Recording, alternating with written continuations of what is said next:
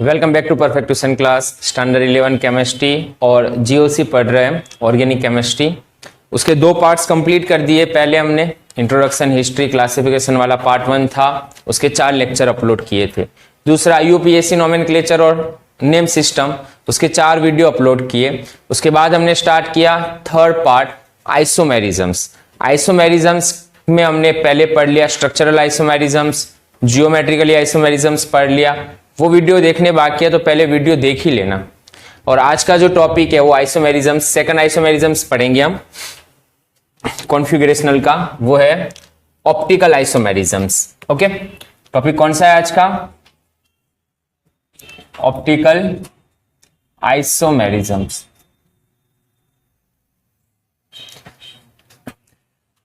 Eleventh की text book में नहीं है ऑप्टिकल आइसोमेरिज्म्स, लेकिन इंपॉर्टेंट नीट और जेईई के लिए एमसीक्यू बनता है। यहां से ऑप्टिकल आइसोमेरिज्म से रिलेटेड है क्या वो समझने की ट्राई करना। पहले कुछ बेसिक टर्म्स समझेंगे, उसके बाद एमसीक्यू कैसे बनते हैं ना, उसका एक पूरा क्लास अपलोड करने वाले। तो चलो सबसे पहले ऑप्टिकल आइसोमेरिज्म्स है क्या। तो वो कंपाउंड जिसके मॉलिक्यूलर फॉर्मूला क्या है, जिसके स्ट्रक्चरल फॉर्मूला क्या है, सेम है। Molecular formula, structural formula same, लेकिन ऐसे कंपाउंड जो पीपीएल लाइट के टूवर्ड्स डिफरेंट बिहेवियर शो करते हैं। Molecular and structural formula same, but क्या करेंगे ये, but show different behaviour towards PPL light.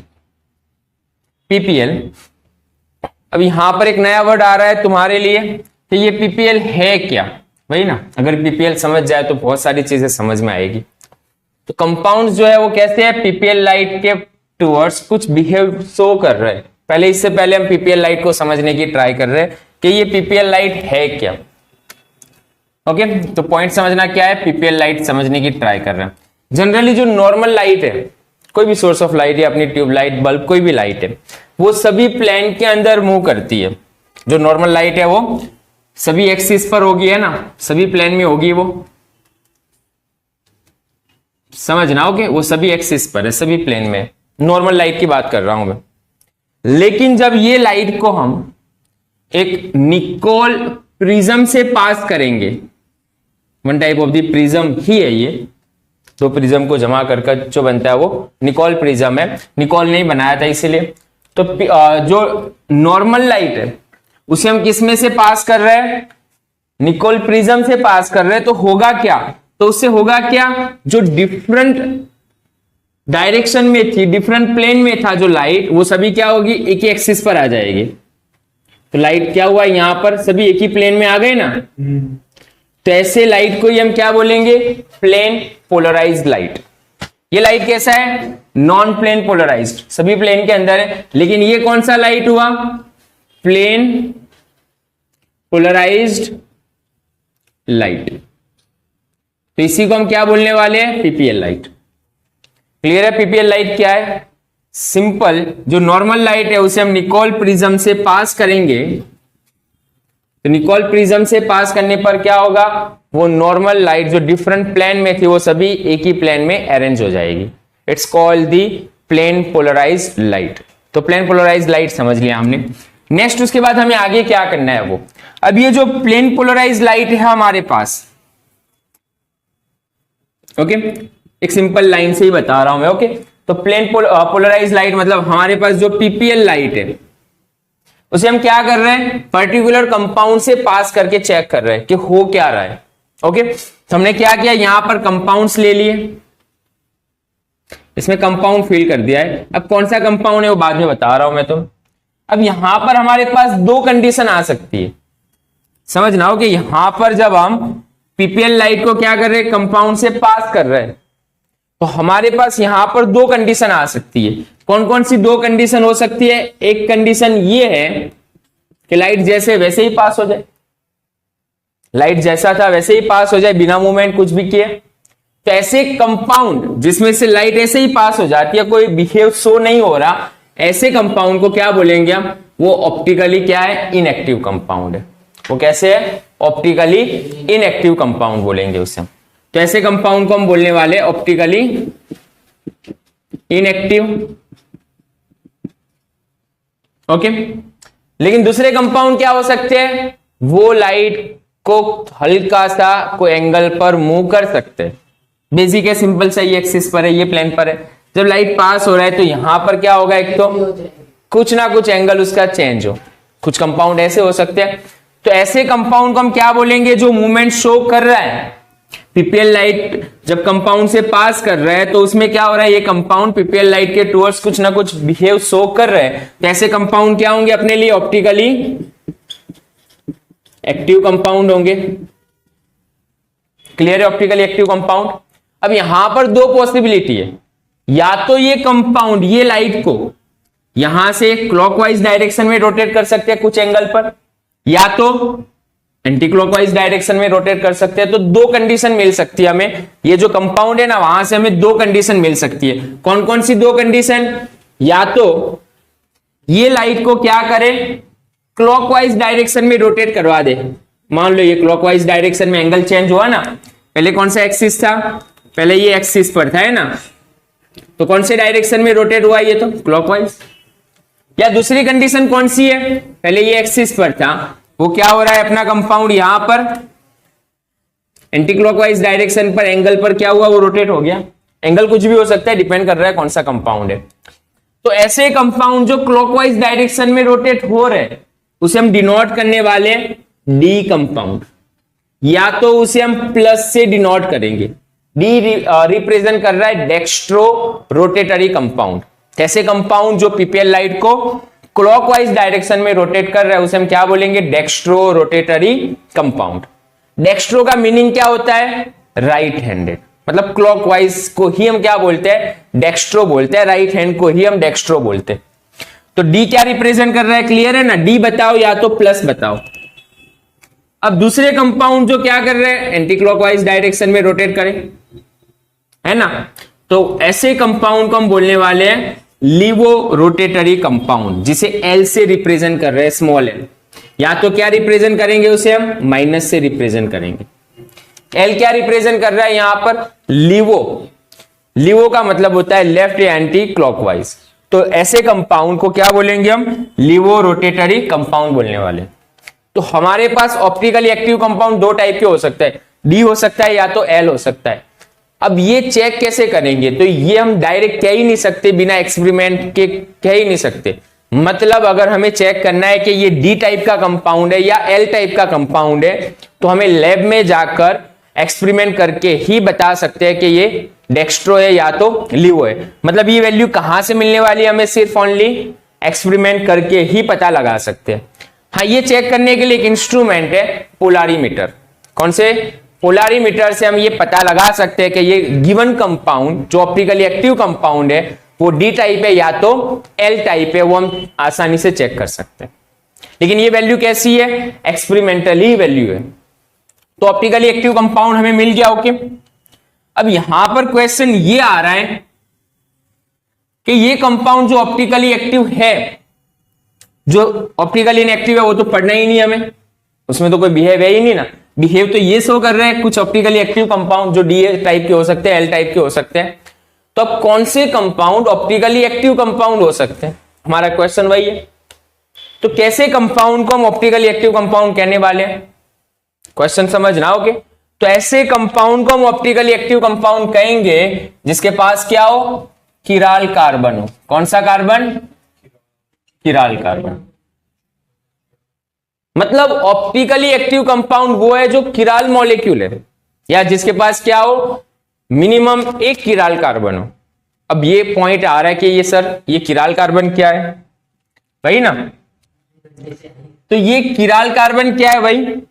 तो अब एग्जाम्पल डायरेक्ट आंसर ही दे रहा हूं मैं, ऐसा कार्बन जिस पर हाइब्रिडाइजेशन क्या हो, sp3 हाइब्रिडाइज्ड कार्बन। एक कंडीशन समझना, sp3 हाइब्रिडाइज्ड कार्बन है और जिसकी 4 वैलेंसी, कार्बन की 4 वैलेंसी, उसकी 4 की 4 वैलेंसी सेटिस्फाइड हो रही है बाय डिफरेंट ग्रुप्स या एटम से, मतलब उसके साथ जो 4 लोग चिपक रहे हैं, बॉन्ड बना रहे हैं, एटम या ग्रुप, वो क्या होंगे, 4 के 4 डिफरेंट टाइप्स के होंगे। मतलब 4 वैलेंसी क्या होगी इसकी, 4 वैलेंसी सेटिस्फाइड बाय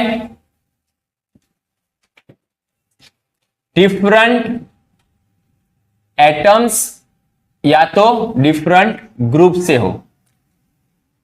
ऐसे कंपाउंड को हम क्या बोल रहे हैं, ऑप्टिकली एक्टिव कंपाउंड बोलेंगे। ऐसे कार्बन को क्या बोलेंगे, ऑप्टिकल किराल कार्बन बोलेंगे। ऐसे मॉलिक्यूल को हम क्या बोलेंगे, किराल मॉलिक्यूल बोलेंगे। अब एग्जांपल दे रहा हूं, क्वेश्चन ये होता है कि आइडेंटिफाई करना होता है कि ये किराल कार्बन है कि नहीं है, और है तो कितने हैं।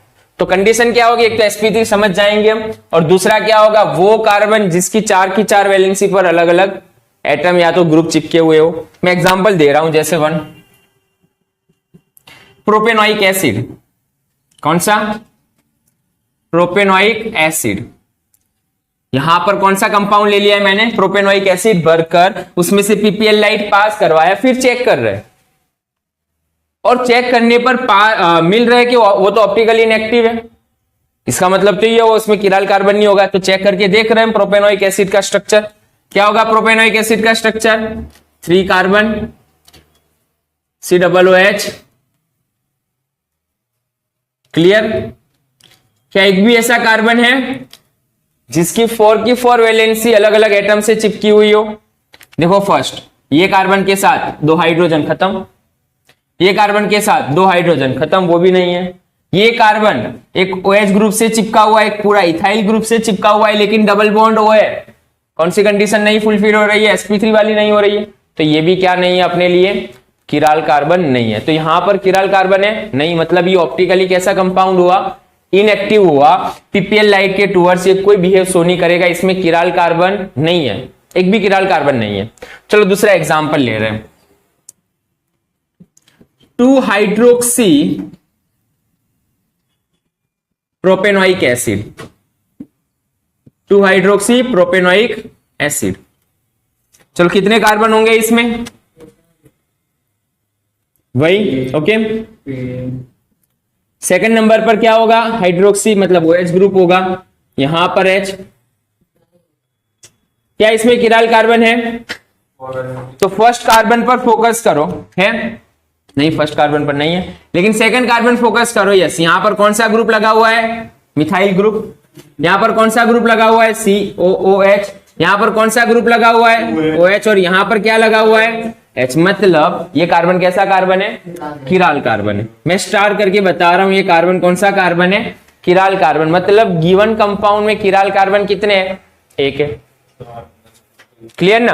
अब एग्जाम में जनरली ऐसे नहीं देते, ये स्ट्रक्चर को ऐसे बनाकर देते हैं ज्यादातर। तो ये कार्बन यहां पर क्या है, COOH, यहां पर क्या लिख लिया, CH3, यहां पर OH, और यहां पर क्या है, H है। समझ में आ गया ना, ये वही कंपाउंड है, CH3 CHOH COOH। तो ये वाले फॉर्म में ज्यादातर स्ट्रक्चर दिए हुए होते हैं, लेकिन हमें समझना तो यहां से ही है, किराल कार्बन। तो यहां पर हमें क्या समझ में आया कि यस, यहां पर किराल कार्बन है, मतलब ही ऑप्टिकली एक्टिव कंपाउंड होगा। एक चीज समझ में आ गई हमें, यस। किराल कार्बन कितना, 1 है। जिसमें किराल कार्बन 1 है वो तो ऑप्टिकली एक्टिव कंपाउंड है ही। वो पीपीएल लाइट को या तो क्लॉकवाइज या तो एंटी क्लॉकवाइज डायरेक्शन में रोटेट करेगा। वो कैसे पता चलेगा, एक्सपेरिमेंट करके ही पता लगाएंगे। वो तो यहां से हम डायरेक्ट नहीं कह सकते कि ये डेक्स्ट्रो है या तो लिवो है, वो तो एक्सपेरिमेंट से ही प्रूव होगा। लेकिन हम कह सकते हैं ये क्या है, किराल मॉलिक्यूल है। ये कैसा मॉलिक्यूल है, किराल मॉलिक्यूल है, किराल कार्बन है, ऑप्टिकली कैसा कंपाउंड है, एक्टिव है। ये पीपीएल लाइट को क्या कर सकता है, क्लॉक या तो एंटी क्लॉकवाइज डायरेक्शन में रोटेट कर सकता है। एक चीज तो क्लियर ना। अब कितने किराल कार्बन है, यहां पर 1 किराल कार्बन है। अब ऐसे कंपाउंड जिसमें किराल कार्बन कितने, 2 है, वो समझने की ट्राई करेंगे। ओके, जिसमें कितने किराल कार्बन आ रहे हैं, 2। वो एग्जांपल लेकर समझा रहा हूं मैं तुम्हें। इसे लिखना ऐसे ही होता है, ज्यादातर केस में तुम ऐसे ही पाओगे इसे। तो ये लिख रहा हूं साइड पर। अब ऐसे कंपाउंड ले रहे हैं जिसमें किराल कार्बन कितने हैं, 3 है। अरे सॉरी, 2 किराल कार्बन कितने हैं, 2। 2 किराल कार्बन। अब जिसमें किराल कार्बन 2 है, समझना, अब इसमें 2 कंडीशन हो सकती है। किराल कार्बन होने के बावजूद वो ऑप्टिकली इनएक्टिव हो सकता है, समझना। ओके, किराल कार्बन होने के बावजूद वो ऑप्टिकली क्या हो सकता है, इनएक्टिव हो सकता है। कैसी कंडीशन में, वो समझा रहा हूं मैं तुम्हें। अब एग्जांपल ले रहा हूं, एग्जांपल लेकर ही समझ में आ जाएगा तुम्हें इजीली।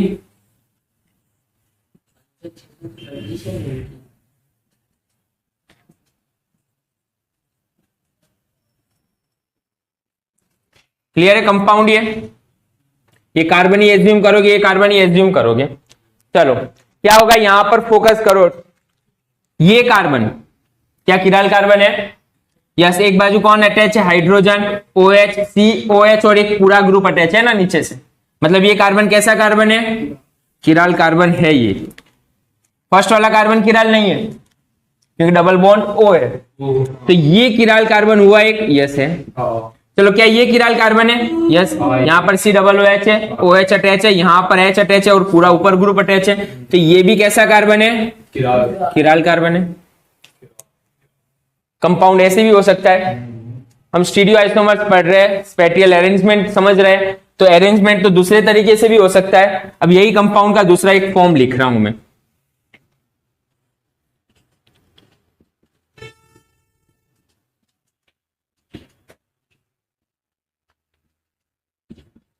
यहां पर भी वही चीज है। ये कार्बन कौन सा कार्बन है, किराल कार्बन है। ये कार्बन भी किराल कार्बन है, लेकिन दोनों में से अब समझना, दोनों के पास 2-2 किराल कार्बन है, लेकिन ये ऑप्टिकली इनएक्टिव कंपाउंड है, जबकि ऑप्टिकली कैसा कंपाउंड, एक्टिव है। ये पीपीएल लाइट को रोटेट, हम जब पोलरिमीटर पर चेक कर रहे हैं तब ये पीपीएल लाइट को रोटेट नहीं कर पा रहा, एंगल हमें 0 मिल रहा है, जबकि इसमें मिल रहा है। ऐसा क्यों? वरना हमने कंडीशन तो देखी। अब समझना, तो दूसरा स्टेटमेंट क्या पढ़ेंगे, सिमेट्री पढ़ना है हमें, जिसमें किराल कार्बन 2 हो, एक से ज्यादा हो, तो तीसरी कंडीशन कौन सी देखनी होती है हमें उसमें। ये 2 कंडीशन लिखी है ना मैंने, एक तीसरी कंडीशन यहां पर ऐड कर देता हूं मैं, सिमेट्री। लेकिन कैसा होना चाहिए वो, एसिमेट्री होना चाहिए। अब यहां पर सिमेट्री समझने की ट्राई करना। अगर मैं यहां से इसे कट करूं तो ऊपर वाला पार्ट्स और नीचे वाला पार्ट्स एक जैसा ही है ना।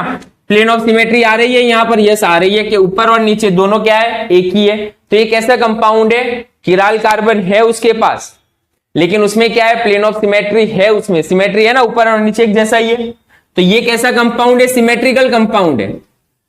अब सिमेट्रिकल कंपाउंड जो है वो ऑप्टिकली कैसा होता है, इनएक्टिव होगा। तो ये कैसा कंपाउंड है, ये कैसा कंपाउंड है, सिमेट्रिकल है, ऑप्टिकली इनएक्टिव है। अब समझना पॉइंट, जनरली ये कार्बन पीपीएल लाइट को रोटेट कर रहा है। एज एग्जांपल मान लो ये कार्बन पीपीएल लाइट को क्लॉकवाइज डायरेक्शन में रोटेट कर रहा है, ये कार्बन भी क्या कर रहा है, पीपीएल लाइट को रोटेट कर रहा है, लेकिन क्या करेगा, ये एंटी क्लॉकवाइज डायरेक्शन में रोटेट करेगा। मतलब ये घुमा रहा है क्लॉक में, ये घुमा रहा है एंटी क्लॉक में, तो दोनों के ऑपोजिट की वजह से क्या हो जाता है, इसमें 0। इंटरनल कंपनसेशन की वजह से, इंटरनल कंपनसेशन की वजह से इसमें क्या हो जाता है, जो नेट रोटेशन है वो 0 हो जाता है। अब नेट रोटेशन यहां पर 0 हो गया, इसका मतलब ये हुआ ये ऑप्टिकली क्या हो जाता है, इनएक्टिव। पीपीएल लाइट में डेक्स्ट्रो या लिवो हमें मिलता नहीं है, लेकिन यहां पर ऐसा नहीं है। ओके, यहां पर ऐसा नहीं है, ये ऑप्टिकली क्या होंगे, एक्टिव कंपाउंड है। क्लियर? तो यहां से हमें समझना था कि किराल कार्बन, पहले तो क्या फाइंड किया हमने, किराल कार्बन समझा, किराल कार्बन है कि नहीं वो फाइंड आउट करना होता है। फिर किराल कार्बन कितने वो फाइंड आउट करना है। किराल कार्बन अगर है एक तो ऑप्टिकली एक्टिव है, उसमें कोई प्रॉब्लम नहीं है, या तो वो डी हो सकता है या तो वो एल होगा, वो कोई प्रॉब्लम नहीं है। ओके, लेकिन जब 2 किराल कार्बन आ जाए या 3 किराल कार्बन आ जाए, तब हम क्या चेक करते हैं, सिमेट्री चेक करते हैं। अगर वो सिमेट्रिकल है, एक और चीज, दोनों एंड एक जैसे होने चाहिए तभी सिमेट्री होगा। तो क्या होगा, अगर उसमें सिमेट्री पाई जाती है तो ऑप्टिकली क्या हो जाता है, इनएक्टिव। इंटरनल कंपनसेशन की वजह से, ऐसा नहीं है वो पीपीएल लाइट को रोटेट नहीं कर रहा है, लेकिन ये क्लॉकवाइज दूसरा एंटी क्लॉकवाइज, उसकी वजह से नेट रोटेशन हमें क्या मिलता है, 0 मिलता है। लेकिन ये अगर इस तरह ड्रॉ कर रहा है तो क्या होगा, ये ऑप्टिकली एक्टिव होगा, यहां पर पोलारीमीटर में ये बिहेवियर शो करेगा। तो क्या हो गया ये ऑप्टिकली एक्टिव। और भी देखना है, पहले ये लिख लो।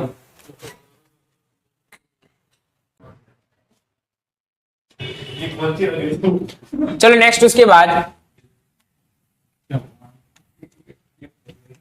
उससे आगे बढ़ रहे हैं थोड़ा।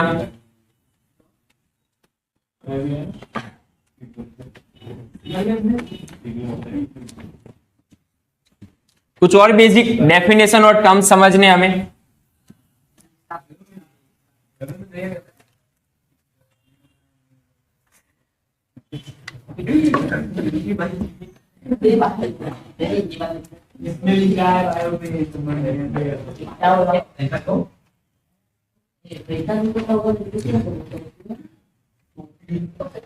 चलो नुमान बस। चलो नेक्स्ट एक और टर्म्स पढ़ना है। यहां पर हमें थोड़ी डेफिनेशन से ही रिलेटेड है, कुछ टर्म्स है वो क्लियर होने चाहिए। एक नेक्स्ट टर्म्स ले रहे हैं, एनेंसियोमर्स।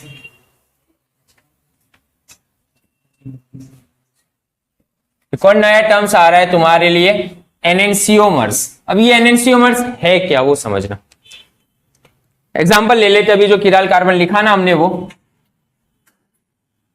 OH, H, COOH और CH3, 2 हाइड्रोक्सी प्रोपेनोइक एसिड ही लिया है हमने एग्जांपल।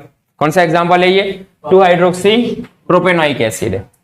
अब मैं इसकी मिरर इमेज बना रहा हूं, ये कंपाउंड को मिरर के सामने रख रहे हैं। एनेंसियोमर्स क्या है ना वो समझना है हमें। अब इसकी मिरर इमेज समझने की ट्राई करना। अगर मैं इसे मिरर के सामने रखूं तो इमेज कैसी बनेगी बोलो। मिरर के सामने इसकी इमेज कैसी बनेगी, बन जाएगा। तो सिंपल सी चीज है, ओके।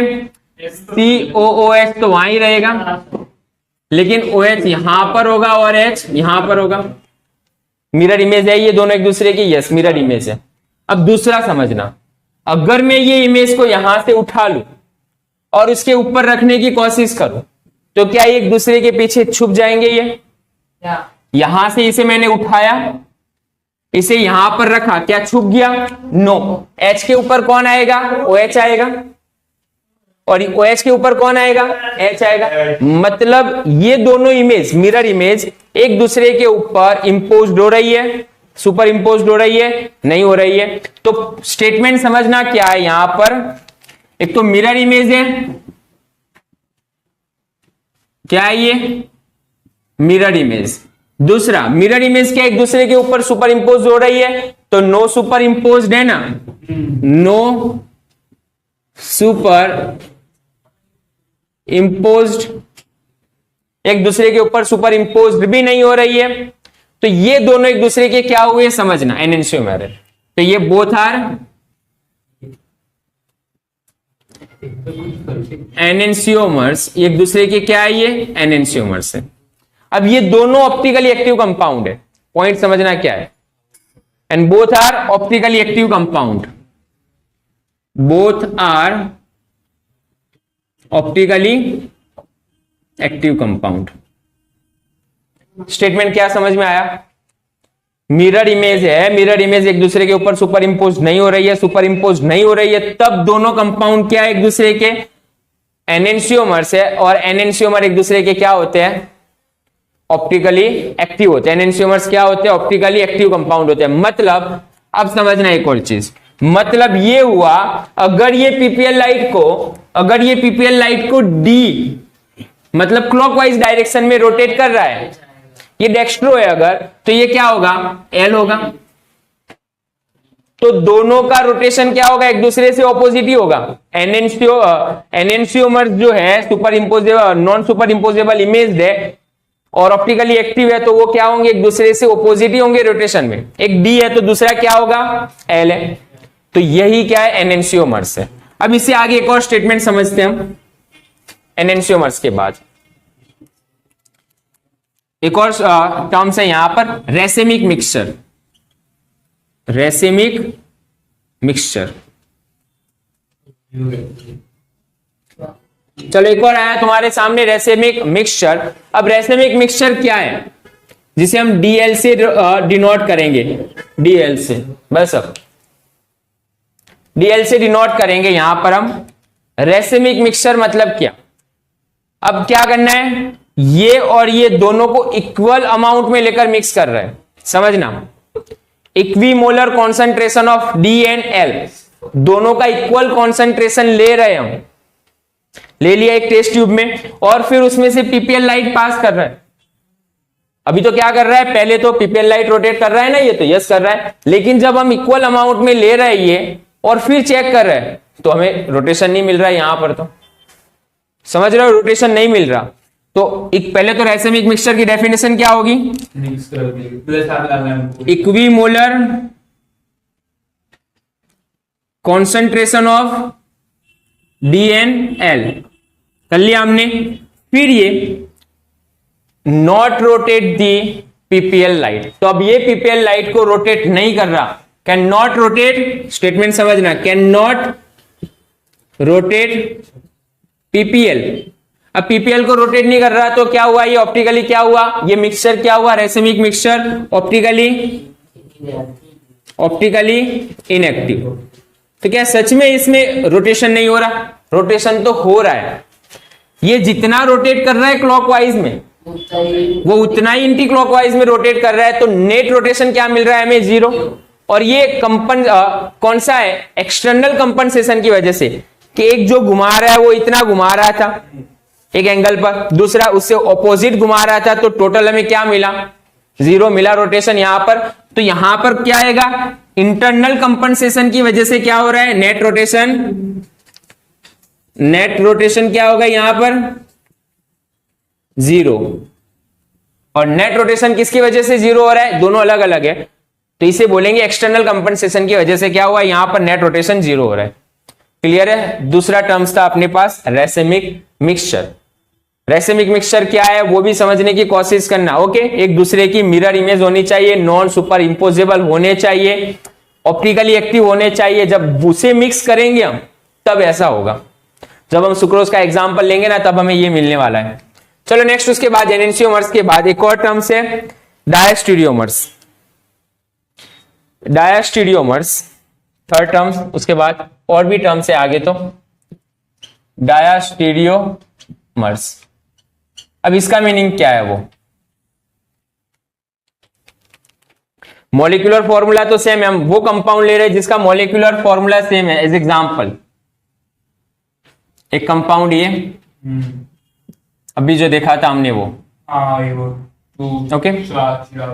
इसमें किराल कार्बन कितने हैं, 2 किराल कार्बन है, ये वाला और ये वाला किराल कार्बन है, यस है किराल कार्बन। दूसरा, अब इसी का एक और कंपाउंड हो सकता है ना अलग, OH यहां पर है, एक OH यहां पर है, किराल कार्बन तो यहां पर भी है। अब पॉइंट समझना क्या है, क्या ये दोनों एक दूसरे की मिरर इमेज है? कंपाउंड तो सेम है, मॉलिक्यूलर फॉर्मूला सेम है, उसकी बहुत सारी प्रॉपर्टी सेम है, स्ट्रक्चरल फॉर्मूला सेम है, लेकिन क्या ये दोनों एक दूसरे की मिरर इमेज है? कंपाउंड सेम है लेकिन क्या मिरर इमेज है? नहीं है। तो अगर मिरर इमेज सेम नहीं है तो एक दूसरे के क्या हुए, ये डायस्टीरियोमर्स बोलेंगे, okay.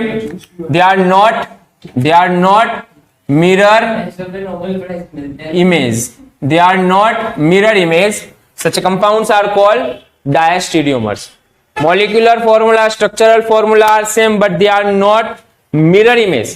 Such types of the compounds are called the diastereomers. अब diastereomers में हमें पता है ये तो ऑप्टिकली इनएक्टिव था और ये ऑप्टिकली क्या था, एक्टिव कंपाउंड था। तो बेसिक चीज है। एक और टर्म्स लेते आगे, मेसो कंपाउंड। अब मेसो कंपाउंड्स क्या है वो,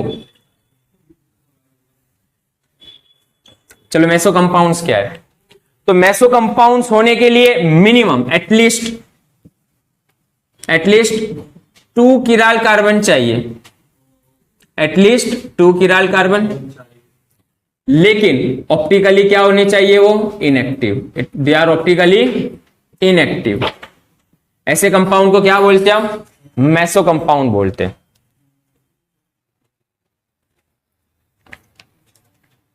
अब ये ऑप्टिकली इनएक्टिव क्यों होंगे, प्लेन ऑफ सिमेट्री की वजह से, and optically inactive due to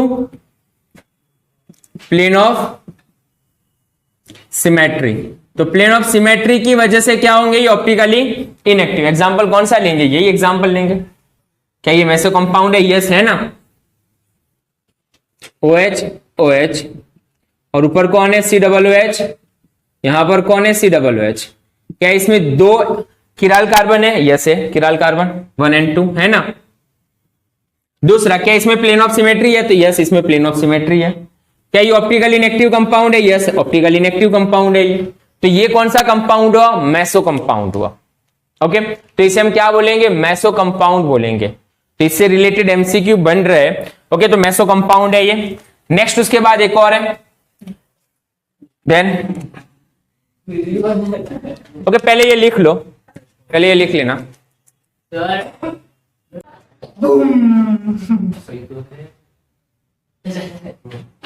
चलो नेक्स्ट उसके बाद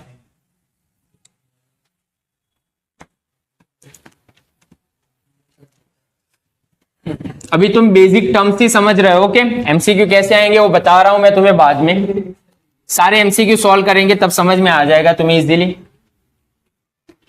चलो नेक्स्ट उसके बाद ऑप्टिकल आइसोमेरिज्म्स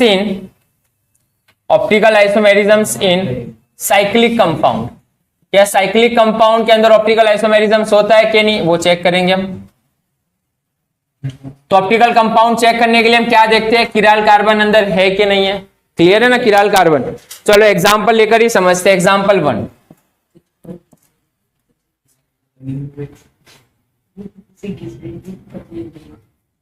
चलो ये कंपाउंड ऑप्टिकली एक्टिव है या इनएक्टिव है, बस मिथाइल साइक्लोप्रोपेन। क्या ये कंपाउंड ऑप्टिकली एक्टिव है या इनएक्टिव है, ये है इनएक्टिव। तो हम क्या करेंगे, किराल कार्बन फाइंड आउट करके चेक करेंगे। ओके, चलो फोकस करो, यहां पर कार्बन है ये। ओके, कार्बन एक्टिव है, 3 कार्बन हो गए। यहां पर कौन सा ग्रुप है, ये CH3 ग्रुप है। ओके, CH2 और यहां पर क्या होगा, एक हाइड्रोजन है। तो क्या इसमें किराल कार्बन है, तो यस है किराल कार्बन। अरे सॉरी, इसमें किराल कार्बन है, नहीं है किराल कार्बन। ओके, तो यहां पर CH3 ग्रुप, यहां पर H ग्रुप, CH2 और CH2 सेम है, मतलब यहां पर किराल कार्बन नहीं है। तो नो किराल है ना, no chiral carbon is there. So optically क्या होगा, ये इनएक्टिव। ऑप्टिकली ये इनएक्टिव कंपाउंड है। चलो सेकंड एग्जांपल फाइंड आउट करो, क्या इसमें किराल कार्बन है कि नहीं है, और क्या ये ऑप्टिकल एक्टिव कंपाउंड है कि नहीं। ऑब्वियसली नहीं है सर।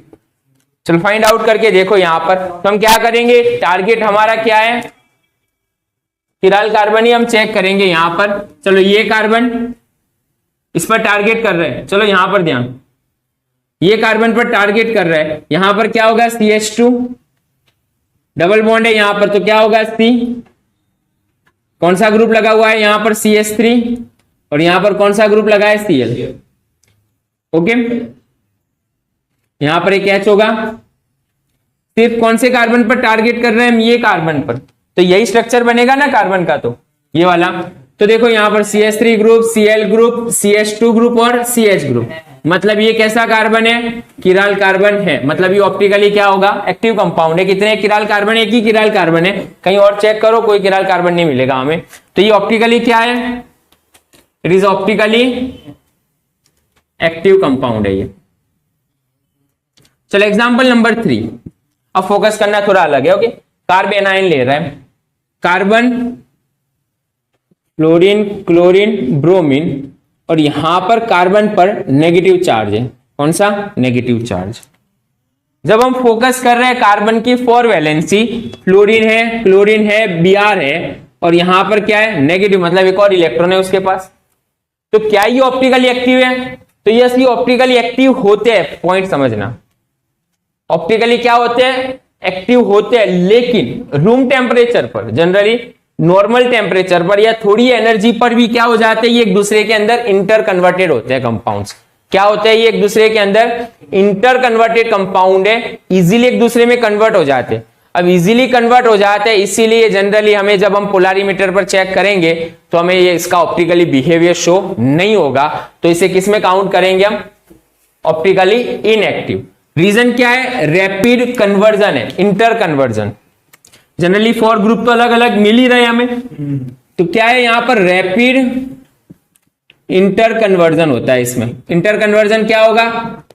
इसका जो दूसरा फॉर्म बन रहा है डी और एल, एक दूसरे के अंदर इतनी स्पीड से इतने रैपिडली क्या हो जाते हैं? कन्वर्ट हो जाते हैं, तो पोलैरिमीटर उसे आइडेंटिफाई नहीं कर पाता। तो ये क्या है? रैपिड इंटर कन्वर्जन की वजह से क्या हुआ? ये ऑप्टिकली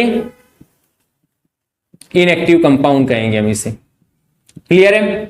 चलो नेक्स्ट, उसके बाद एग्जांपल नंबर 4, एक और एग्जांपल ले रहे हैं यहां पर हम, नाइट्रोजन से रिलेटेड है, सेम एग्जांपल है, वैसा ही एग्जांपल ले लेना है हमें।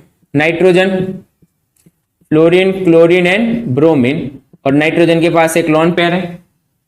ओके, तो ये भी क्या है? तो सेम रीजन यहां पर वही आएगा कि रैपिड इंटर कन्वर्जन है, ऑप्टिकली क्या होगा? ये भी इनएक्टिव होगा, ऑप्टिकल बिहेवियर शो नहीं कर रहा।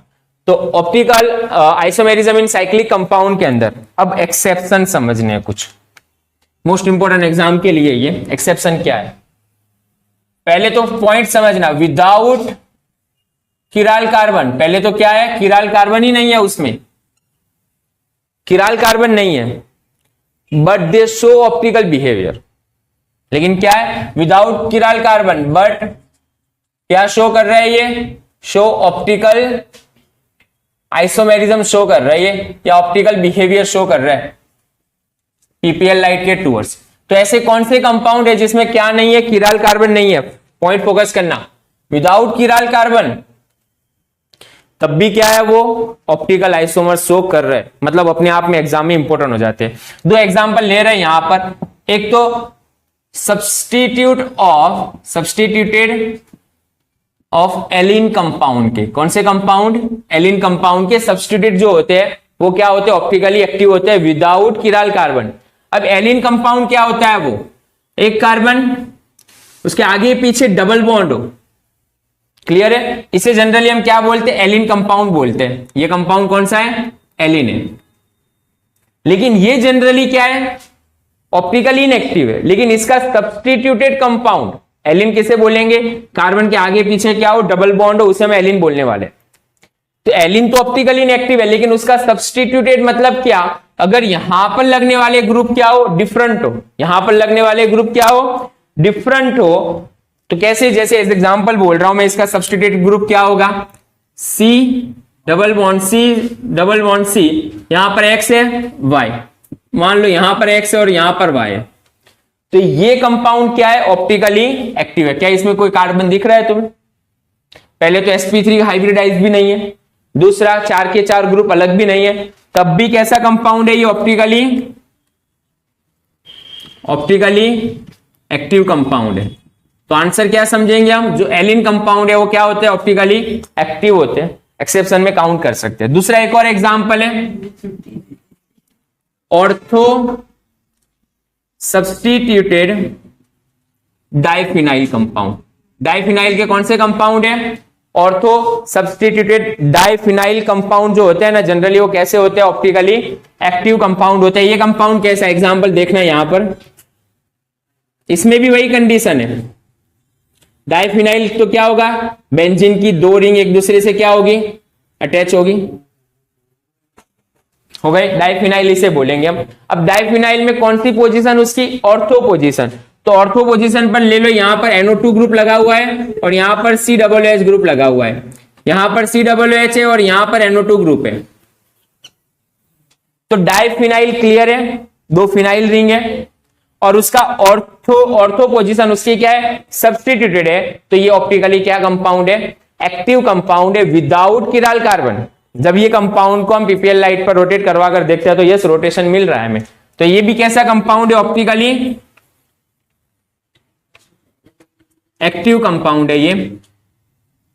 तो हमने कुछ बेसिक टर्म्स पढ़े स्टार्टिंग में, पीपीएल लाइट क्या होता है, किराल कार्बन क्या होता है, किराल मॉलिक्यूल क्या होता है, एनेंशियोमर्स क्या होता है, देन रेसिमिक मिक्सचर क्या है, डाइस्टीरियोमर्स क्या होते हैं, मेसो कंपाउंड्स, और उसके बाद ये 2 चीजें पढ़ी हमने। ये सबको मिलाकर अब एमसीक्यू की पैटर्न क्या होनी है वो नेक्स्ट क्लास में हम डिस्कस करेंगे, और उससे रिलेटेड जो एमसीक्यू बनते हैं नीट और जेईई वो एमसीक्यू सॉल्व करेंगे। ओके, फॉर जनरली 3 टाइप्स के बेसिक एमसीक्यू बनते हैं। जिसके बारे में हम डिस्कशन नेक्स्ट क्लास में करने वाले हैं। पहले ये लिख लेना। अभी